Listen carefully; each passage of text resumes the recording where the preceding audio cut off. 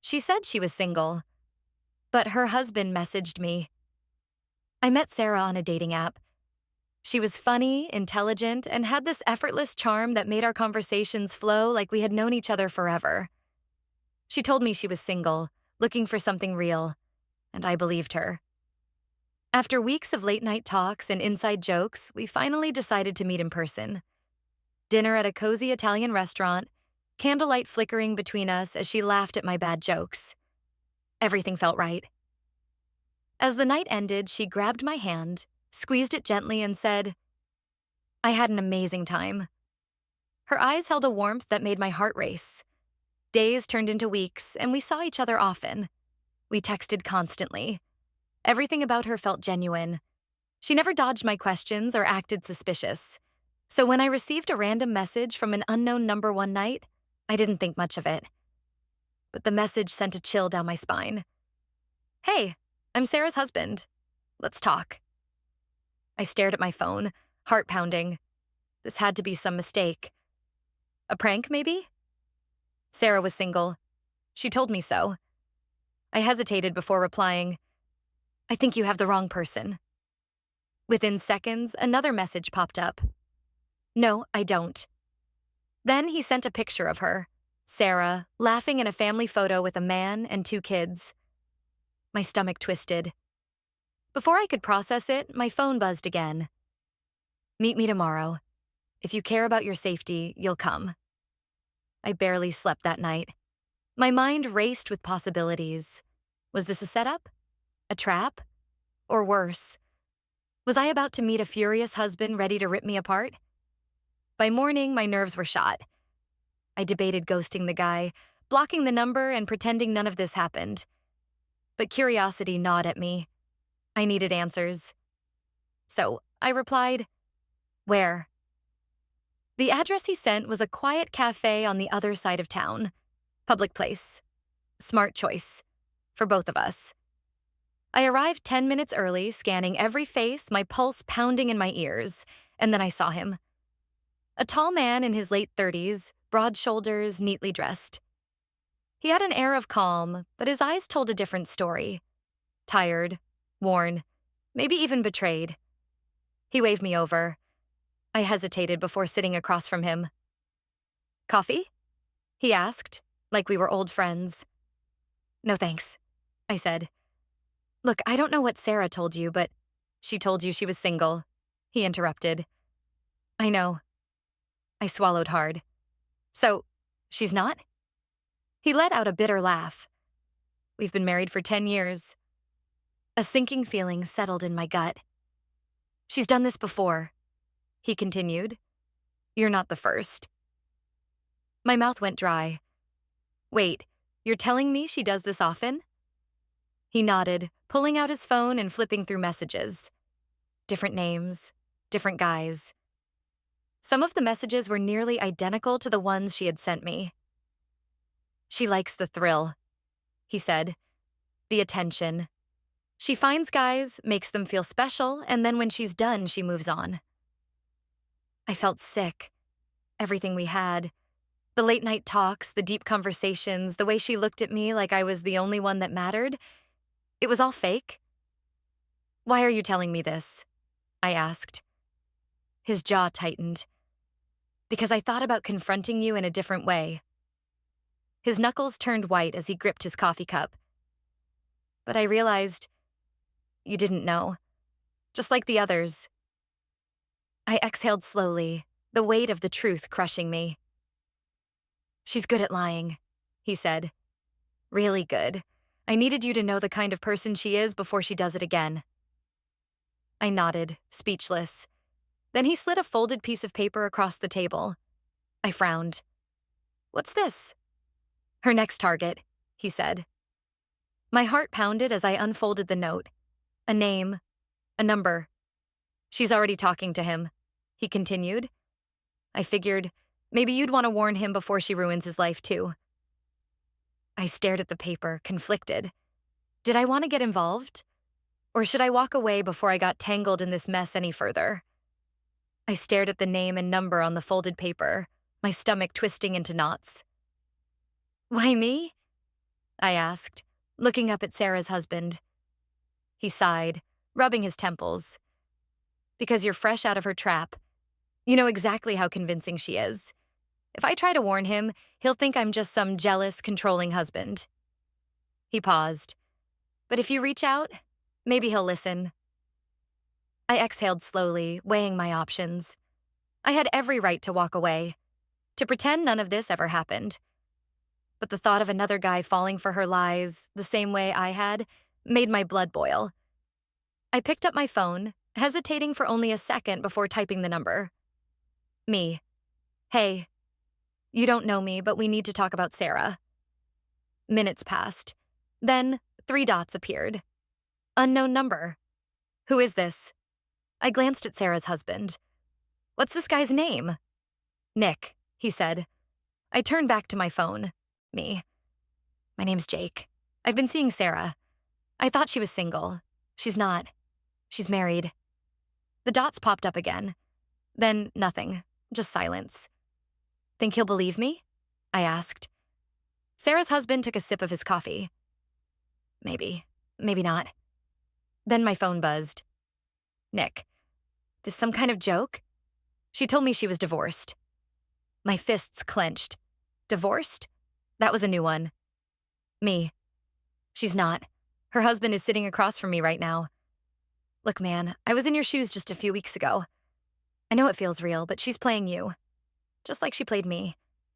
Just like she played others. Another long pause. Then, Nick. Meet me. I want proof. I looked up. He wants to meet. Sarah's husband nodded. Let's end this. An hour later, we met Nick at a bar downtown. He was younger than I expected, maybe mid-20s, and looked just as confused and hurt as I had been when I got that first message. Show me, he said, gripping his beer like it was the only thing keeping him grounded. Sarah's husband pulled out his phone and scrolled through the old messages. One by one, we watched Nick's face fall. The late-night texts, the sweet nothings, the same words she had said to me. Nick ran a hand through his hair. I was going to introduce her to my family, he muttered. I thought she was the one. I knew that feeling all too well. What do we do now? I asked. Sarah's husband sighed. There's only one way to stop her. I exchanged a glance with Nick. What are you thinking? I asked cautiously. His eyes darkened. We confront her. I swallowed. This was about to get messy. The plan was simple. Find Sarah and confront her. No anger, no drama, just the truth. Nick was still processing everything, his fingers drumming against the bar counter. She told me she loved me, he muttered, shaking his head. How can someone lie like that? I knew exactly how he felt. The betrayal cut deep, but there was no time to dwell on it. Sarah's husband, who finally told us his name was Mark, leaned forward.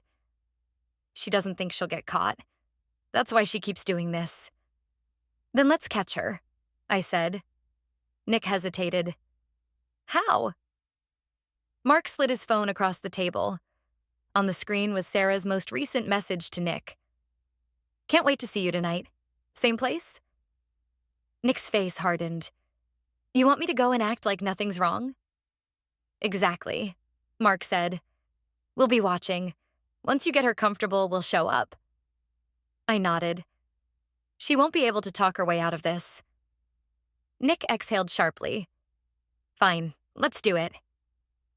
That night, Nick went to the restaurant where he and Sarah had been planning to meet. Mark and I arrived a few minutes later, taking a corner booth where we had a clear view of them. Sarah walked in, all smiles, her eyes lighting up when she saw Nick.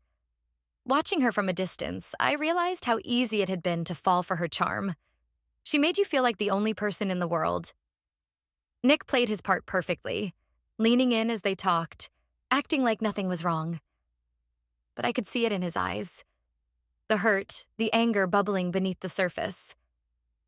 Then he pulled out his phone and texted us. Nick, now. Mark and I stood up and walked toward their table. Sarah looked up, her smile faltering the second she saw us. Her eyes flickered between me and Mark, then landed on Nick. What's going on? Nick leaned back, crossing his arms. You tell me. She laughed nervously. I don't understand. Mark sat down across from her, his face unreadable. How many more, Sarah? His voice was low, controlled. Her expression shifted, a flicker of panic crossing her face. Mark, what are you— You lied to all of us. I cut in. Told us you were single. Told Nick you were divorced. What's the next lie, Sarah? She shook her head, forcing a smile. This is crazy. You're all ganging up on me? She turned to Nick, reaching for his hand, but he pulled away. You believe them over me? Nick's face was stone cold. I saw the messages, Sarah. The ones you sent them. The ones you sent me. She paled. Mark sighed, rubbing his temple. You need help, Sarah. You can't keep doing this. For a moment, I saw something flicker in her eyes. Regret? Shame? But just as quickly, it was gone. She stood up abruptly, grabbing her purse. You're all pathetic, she spat. If you want to believe lies, fine. But I don't owe anyone an explanation. Then she turned and walked out. I clenched my jaw. She's just leaving? Mark nodded, his expression tired. That's what she does. She runs. Nick exhaled sharply, shaking his head. I feel like an idiot. You're not, I said. She's just that good at lying. Mark stood. She'll do this again, but at least we're free of it now. As Sarah disappeared into the night, I realized something. She might never stop. There would always be another guy, another story, another lie. But not us. We were done. Sarah stormed out of the restaurant, but something about the way she left didn't sit right with me. It wasn't just anger or embarrassment. It was something else. A calculated retreat. Mark sighed, rubbing his face. Well, that's that. Nick wasn't as convinced. You really think she's done? That she won't just find another guy tomorrow? He had a point. Sarah had lied without hesitation, manipulated people like it was second nature. Would she really stop just because we confronted her? I wasn't so sure. As we left the restaurant, my phone buzzed. A message from an unknown number. Unknown number. You should have left it alone. I stopped in my tracks. Everything okay? Mark asked. I turned my screen toward them. Nick's jaw tightened and Mark's face darkened. She's threatening you now? Nick muttered. Mark took the phone and stared at the message. His expression wasn't anger. It was something else. Understanding. Guys, he said, his voice eerily calm. I don't think she's working alone. I frowned. What do you mean? He hesitated. Then, after a deep breath, he said, Sarah's not just some liar. She's done this for years, and every time she walks away clean, no consequences. No one ever really finds her again. Nick's face paled. You're saying she has help? Mark nodded. Or at least someone covering for her. The weight of his words settled in. If Sarah wasn't just some serial liar, but part of something bigger, what did that mean for us? I exhaled. So what now? Mark's gaze was cold. Now? We find out who's really pulling the strings. Nick and I exchanged a glance. We thought this was over, but it was only just beginning. To be continued. Mark's words lingered in the air, heavy with implication. Sarah wasn't just some compulsive liar playing mind games. She had help. Someone was covering for her, maybe even working with her. Nick let out a nervous chuckle. This is insane. What, she's part of some scam or something?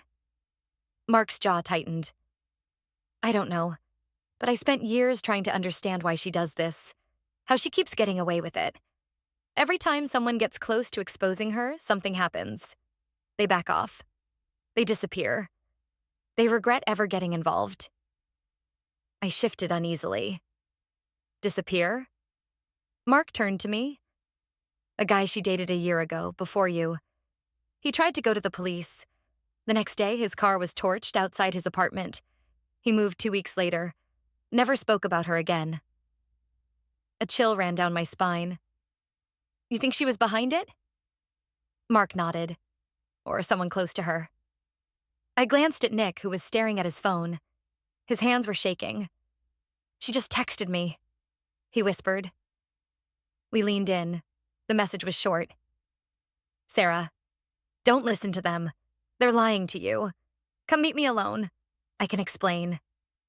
Nick's face twisted in frustration. She's still trying to manipulate me. Mark exhaled. She's testing you, seeing if she still has control. I shook my head. What do we do? Mark was silent for a moment, then said, We go to her. But on our terms. The plan was simple. Nick would text Sarah back, agreeing to meet her. But instead of going in alone, Mark and I would be close by, watching. If she was truly alone, we'd confront her. But if someone else was involved, if there really was someone pulling the strings, we'd find out. Nick texted her. Nick. Fine. Where? Seconds later, she responded. Sarah, come to my place, 9 p.m. alone. Mark and I exchanged a glance. She never invites guys to her place, Mark muttered. She always keeps her life separate. Nick swallowed hard. So why me? Because she's desperate, I said. She knows we're on to her. She wants control back. Nick hesitated. What if she's dangerous? Mark's face darkened. Then we're walking into something bigger than we thought. None of us spoke after that. For the first time since this started, I wasn't just worried about the truth. I was worried about what else Sarah was hiding, and if we were ready for it. The drive to Sarah's house was tense. Nick sat in the passenger seat, gripping his phone like a lifeline. I was behind the wheel, my mind racing through worst-case scenarios. Mark, sitting in the back, was eerily calm, like a man who had already accepted the worst. You sure about this? I asked. Nick exhaled. Number, but I need answers. Mark leaned forward. Stick to the plan. You go in. Keep your phone on so we can listen. If anything feels off, say the word and we come in. Nick nodded, but I could see the doubt in his eyes. Sarah's house was in a quiet neighborhood just outside the city. It was smaller than I expected. Modest, ordinary. The kind of place where nothing sinister should happen. But as we parked down the street, a bad feeling settled in my gut. Looks normal, I muttered. Mark scoffed. Yeah, that's the point. Nick wiped his palms on his jeans.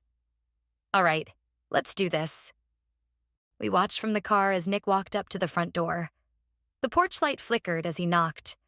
A moment later, the door swung open and Sarah stood there.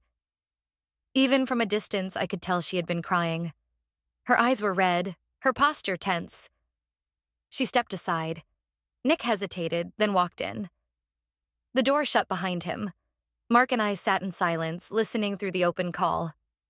Sarah's voice came first, soft, pleading. Nick, I didn't lie to you. You did lie. Nick shot back. To me? To Jake? To everyone? Why? A pause. Then Sarah sighed. Because I had to. Mark and I exchanged a glance. What does that mean? Nick pressed. Sarah sniffled. I can't tell you. Why not? A beat of silence, then, because they won't let me. Mark sat up. Who's they? He whispered. Nick must have had the same thought because he pushed harder. Who are you talking about? Sarah's voice dropped to a whisper. You shouldn't have come here, Nick. They're watching. The hair on my neck stood up. Who's watching? Nick demanded. Suddenly, a loud thud came through the phone. The sound of movement. Footsteps. Then Sarah's voice, urgent. Nick, you need to leave. Now. Something crashed. Nick's breathing turned sharp. Sarah, what the... The call cut out. Mark and I didn't hesitate. We jumped out of the car and ran toward the house. Before we even reached the door, we heard it, Nick shouting. A struggle. Mark kicked the door open, and what we saw inside made my blood run cold. The door swung open with a crash, and the scene inside froze us in place. Nick was pinned against the wall by a man in a dark hoodie, his forearm pressed hard against Nick's throat. Sarah stood a few feet away, shaking, tears streaming down her face. The intruder turned toward us, and for a split second, our eyes met. Cold, emotionless, calculating. Then, he moved. Mark barely had time to react before the guy lunged. A fist connected with Mark's jaw, sending him staggering backward. I rushed in, grabbing the attacker's hoodie and yanking him back. He spun, swinging wildly, but I ducked and drove my shoulder into his ribs, slamming him against the wall. Nick coughed, stumbling free. "Who the hell is this guy?" Sarah's voice cracked. "Stop. Please, just stop." The guy shoved me off and bolted for the back door. Mark, still dazed, tried to go after him, but by the time we reached the yard, he was gone, disappearing into the night like a ghost. Panting, I turned back to Sarah. "Who was that?" She wiped her face, avoiding my gaze. "I told you. They don't want me talking." Nick slammed his fist on the table. "Who is they, Sarah? Who are you protecting?" She hesitated. Then, voice barely above a whisper, she said, "It doesn't matter anymore. You should have left it alone." Mark scoffed. "Are you kidding? After that? You're gonna keep lying?" She didn't answer. Just walked over to the counter, grabbed a small duffel bag, and slung it over her shoulder. Nick shook his head. "Where do you think you're going?" "Away." She exhaled shakily. "It's the only thing I can do now." I stepped in front of her. "Not until you tell us the truth." Sarah looked up at me. Really looked at me. And for the first time, I saw something I hadn't before. Not just guilt, not just fear. Resignation. "You won't stop," she whispered. "That's why they came. That's why they'll keep coming." Mark clenched his fists. "Who are they, Sarah?" She swallowed hard. "You wouldn't believe me even if I told you." Then she stepped around me and walked out the front door. Nick moved to follow her, but Mark held him back. "Let her go," he muttered. "She's made her choice." We stood there, listening as her footsteps faded into the night. For a long time, none of us spoke. Then, Nick broke the silence. "What now?" I stared at the open door, my pulse still racing. Now? Now we had to live with the truth. Sarah wasn't just a liar. She was a prisoner of something bigger, something we'd never understand. And no matter how much we wanted answers, we were better off never knowing.